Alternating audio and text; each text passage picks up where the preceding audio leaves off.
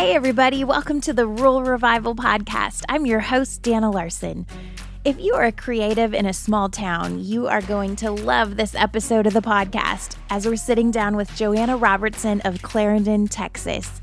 JoAnna manages the Western Heritage Classic Ranch Horse Sale in Abilene and operates a wedding and portrait photography business throughout the Texas Panhandle. She is amazingly talented and has had some incredible creative experiences, and I'm excited for you to get to know her more today. So here you go, everybody, JoAnna Robertson.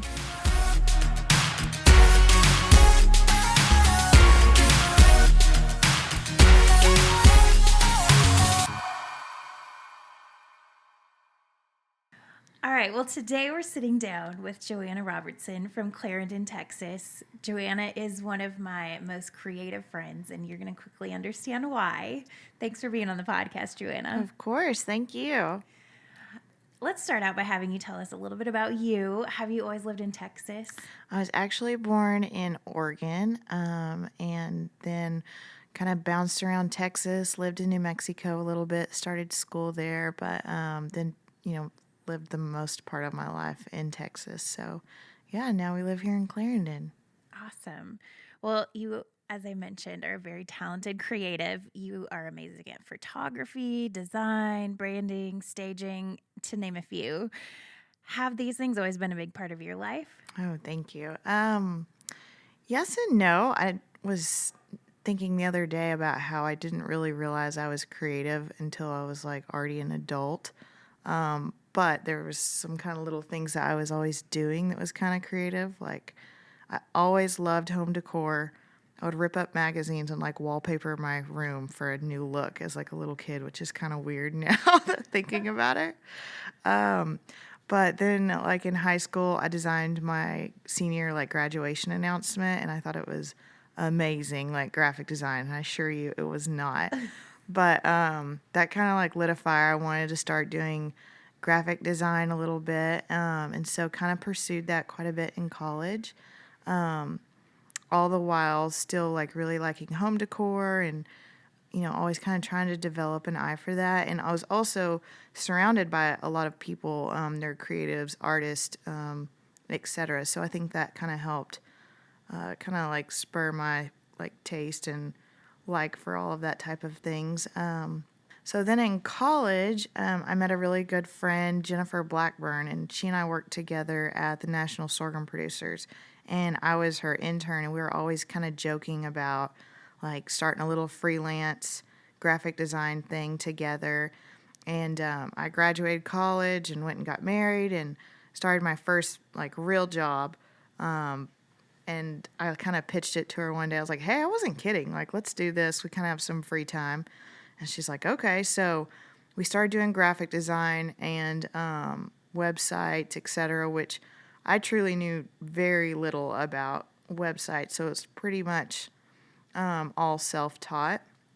And she was awesome. She's such a great editor, really good at, going over things and be like, let's redo this. And so that was a good experience. And we worked at that until, I had my first son, and we were both pretty swamped and whatnot. And so we kind of stopped doing all of the graphic design, kept a few clients here and there. And then anyways, kind of life went on, and my husband and I moved to Clarendon, and I was totally engrossed with trying to fix up our house.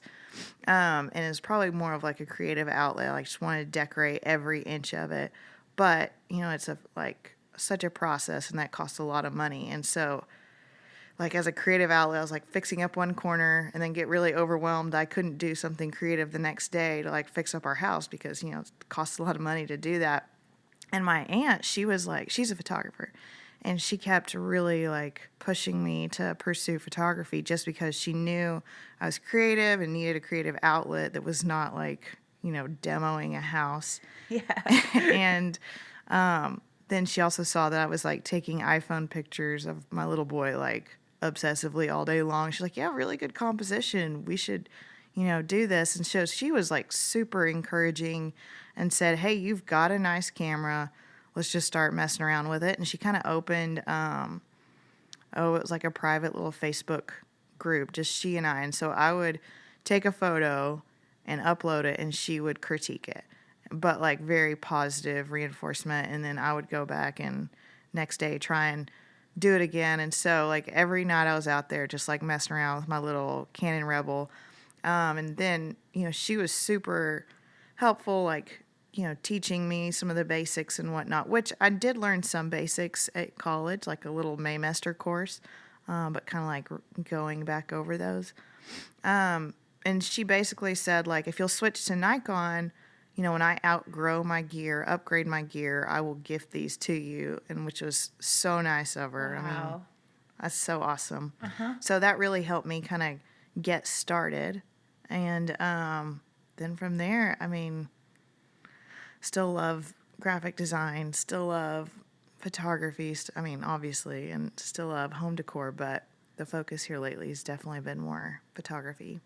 So you've really been able to incorporate all of those things into different things that you're doing now. Sure, yeah. So, like the staging and decor aspect has really been big in photography because, kind of like what does this shot need? And I can go like, if it's a detail shot, I can go rob something from my house, or if I'm at a wedding, kind of like, pull something from certain bridesmaid is wearing or whatever and kind of pull that together. So that's been fun. And then for like graphic design, it's been so handy that I know how to manage my own website. I can build a logo. I can create a, gift card, PDF, whatever. I can pull it together fairly quickly instead of having to hire a graphic designer to do that for me or purchase it on Etsy or whatever. I already kind of know how to do it. So that's been really, really helpful that I kind of have a background in that. So what different types of photography clients do you work with? Sure. So probably because I'm in a rural community, it's not as like a refined niche. I know there's a big push for everyone to have like a super refined niche. Be like, if you're a motherhood photographer, you're a newborn photographer, that's what you do. That's what you market yourself as. And while I agree with that, in a rural community, you get people needing different things. And so like I work with newborns and families and wedding photography and senior photography. But then here recently, I've also got to work with some brands, and that's been really cool. An interior designer, a home decor store, just some different brands that, I come in and take photos of their products or a room that they've designed, or in the case of a floral design company, them working, and that's been really cool.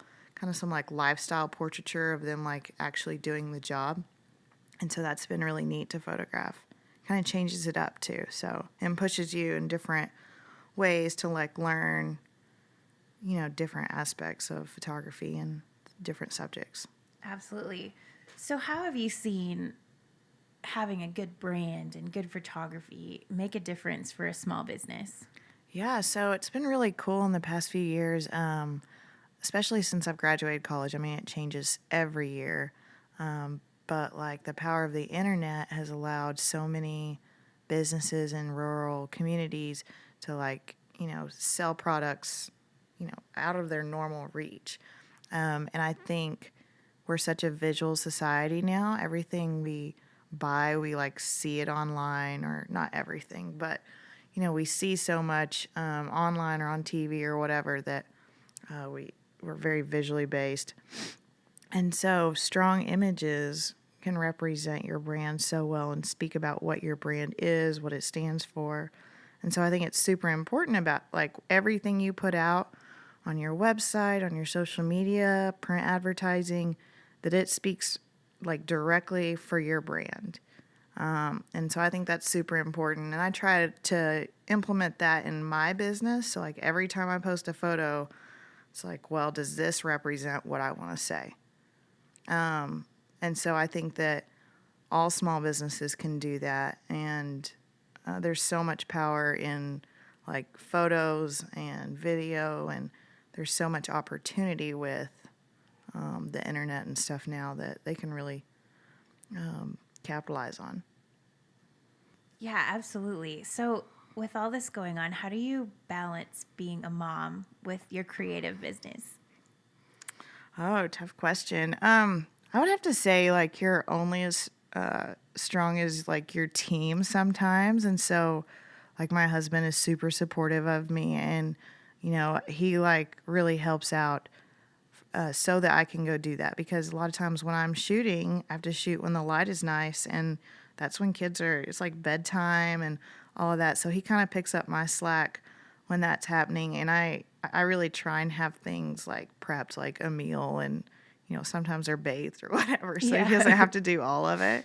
And then like finding like just a good crew of girlfriends that help you out and family members and whatnot. That's super important. So I think that's been big. But another thing is like, I'm not a night owl by any means. Like, I'll wake up super early, but I can't stand staying up late.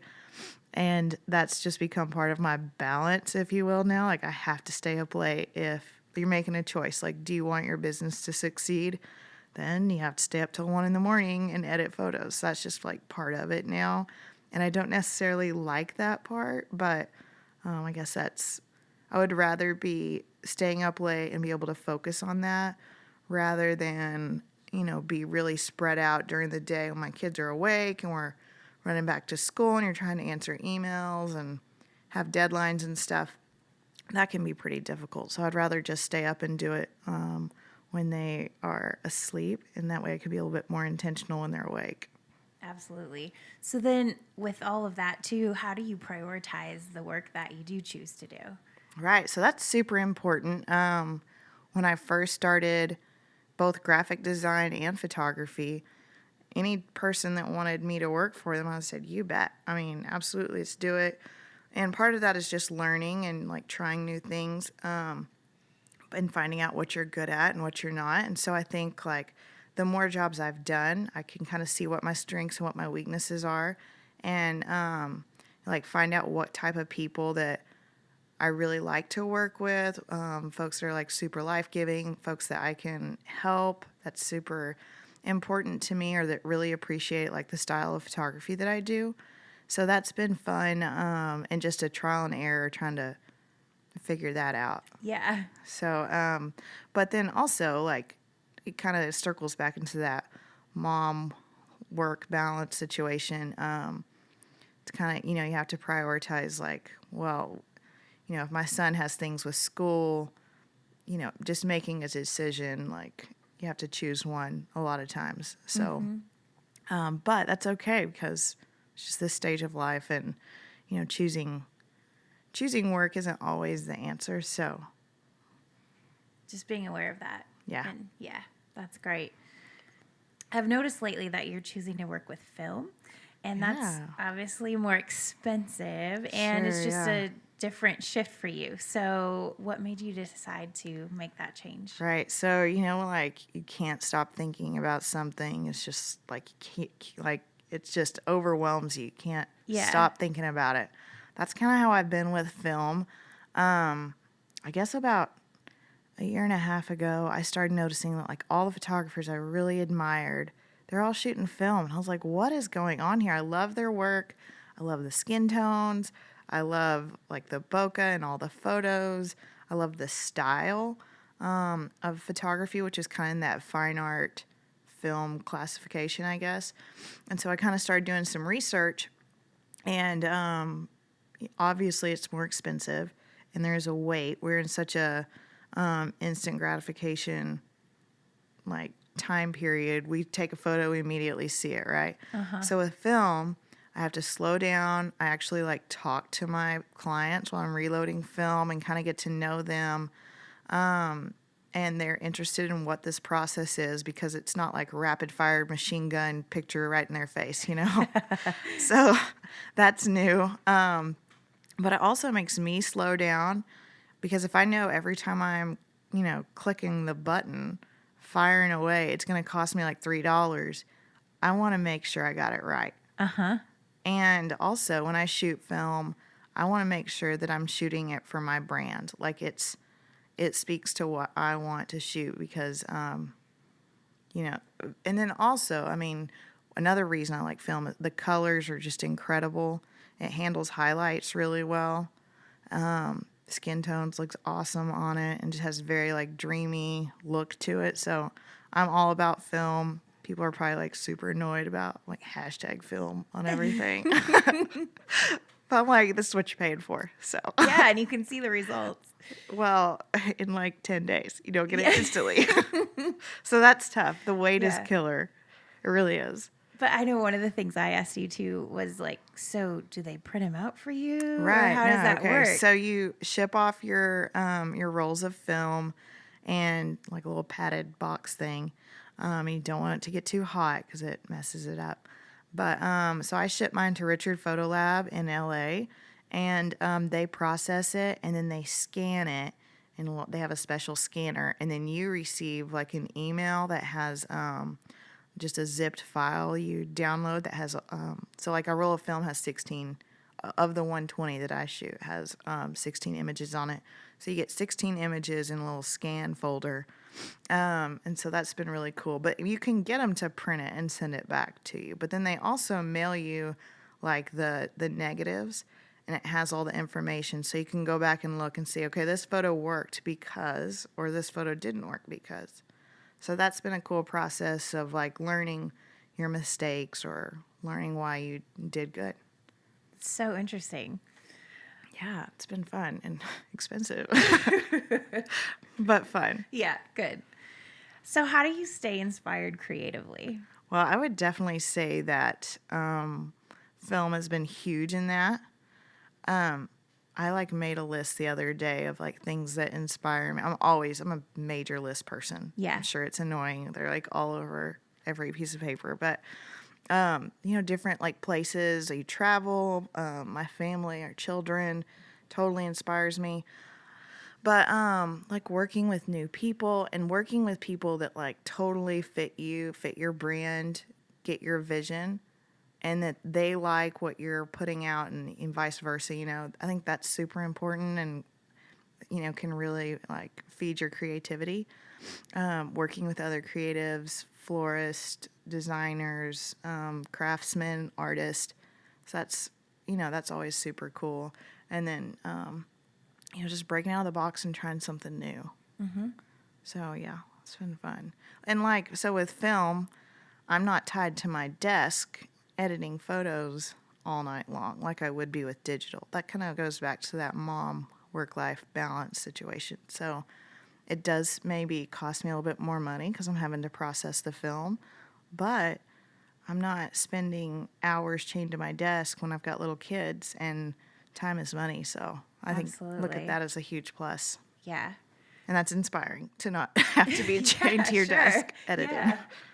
So we live in this age where collaborations are a big deal right now. So do you do a lot of collaborating with other creatives? Yeah, definitely. I've been super lucky. I've reached out to a couple people, or they've reached out to me, and we've got to collaborate on some projects. And it was fun. I did a shoot this past, this was earlier this spring, and I like walked in there and I felt like an artist because there was like fresh flowers everywhere. They had some like funky, cool music playing. Everyone was kind of dancing. And it was like in an old warehouse. My friend Perry, she's with Perry Design. She's an amazing florist. And I was like, wow, this is so cool. And I just felt like I was in some big city or something with. That's awesome. Yeah, she is an artist. For real. Well, do you have any fun projects coming up? Yeah, we do have several fun projects in the works. Kind of with some different brands I'm excited about, shooting several weddings, kind of following out the rest of the year, and collaborating with another stylist or two on some of the engagement sessions. My friend Casey Lee is an awesome designer too, and so we're going to work on maybe styling some shoots, so that's exciting. Just kind of that collaborative effort. And then also kind of back to like the home decor thing. I never stop thinking about home decor. I mean, it's always on my mind. And I'm just going to interject. Her house is amazing. So thank you. Yeah. I mean, it's unfinished, but thank you very much. But so, yeah, I have this vision for this wall, and I want to have these 6 pieces of art, but I have to go photograph them. And I know the subject matter, I know the tones, I know I want it all film. I kind of have like the complete like location in mind. I just have to go do it. And so that'll be fun. I just haven't done it yet. Yeah. So, what advice would you have for someone who's thinking about a creative life? Because a lot of times it's not steady work. It can get real busy and then it can get slower. And there's just a lot of different factors that play into that. Sure. So, what would you say to someone thinking about exploring that?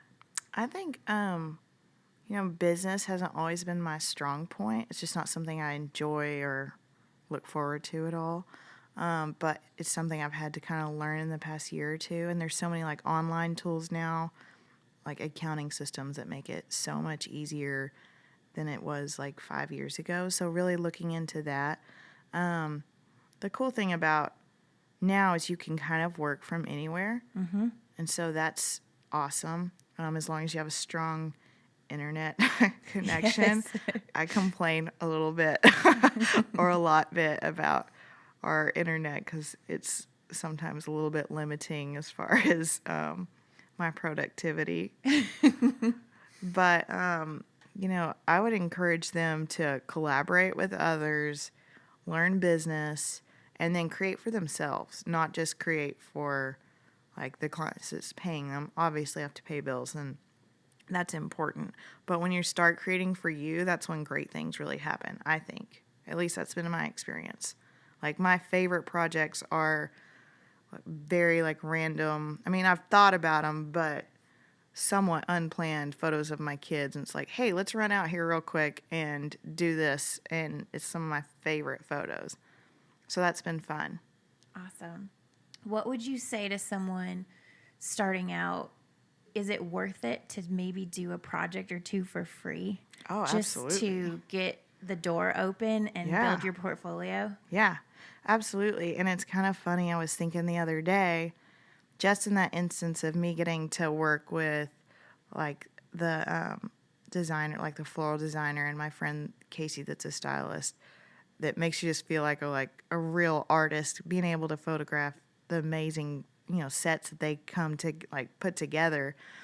Like 2 years ago, I wanted to take a picture. I'm like, okay, well, this is what I want to take a picture of. Oh, I don't have any of that. I'm going to run to Amarillo real fast and buy a plate, like one plate, and buy a set of silverware and buy some flowers at United and like shove it all together and try and make a photo because I feel like it fits my brand.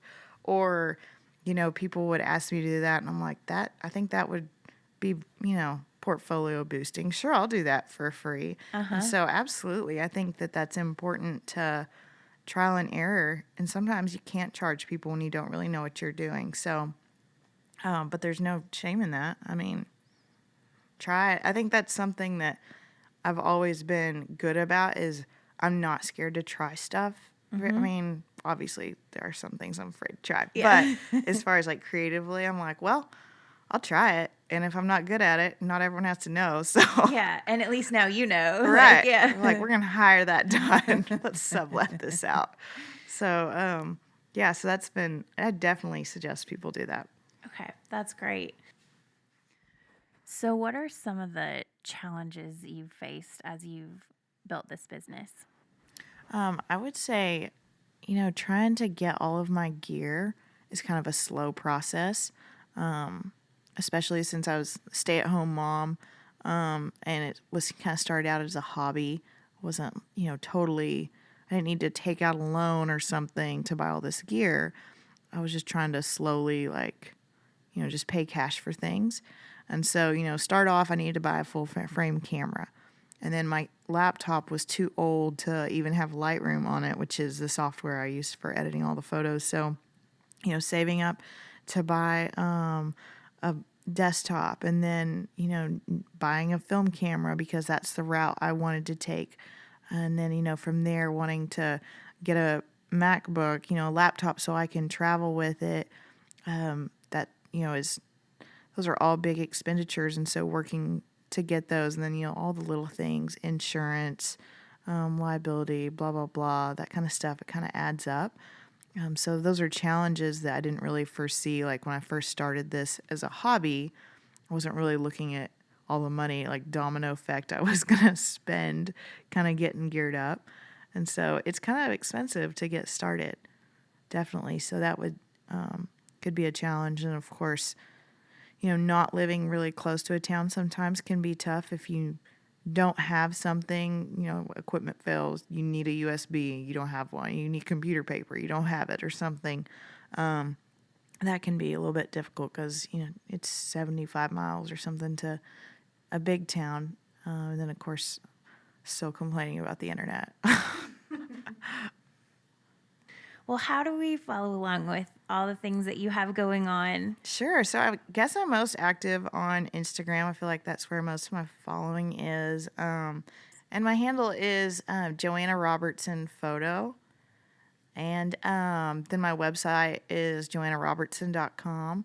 And I try and kind of keep it fresh and updated with new stuff going on.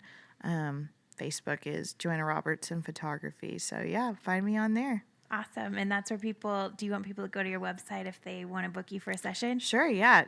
Just go to my website and there's a little contact form and they can just give me a shout, or, some people send me a little message on Instagram. That's fine too, but I definitely get back to you quicker via email. Awesome. Yeah. Well, thank you so much for being on the podcast. Thanks for having me. Yeah, great to have you here. Sure.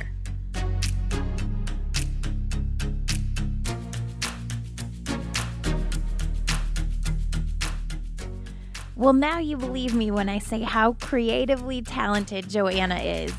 In my recent trip to Texas, there was this moment where I was driving down the road and looked up to see this billboard that was JoAnna's photo and design. And as her friend, that was a pretty proud moment. So for all of you small town creatives out there, I hope you can take away a few things from this conversation that will help you in whatever it is you're doing. Well, be sure to hop on over to JoAnna's website, which is linked in our show notes, to check out her photography. You will not be disappointed. Thanks so much for joining us today, and be sure to come back next week. Have a great day, everybody.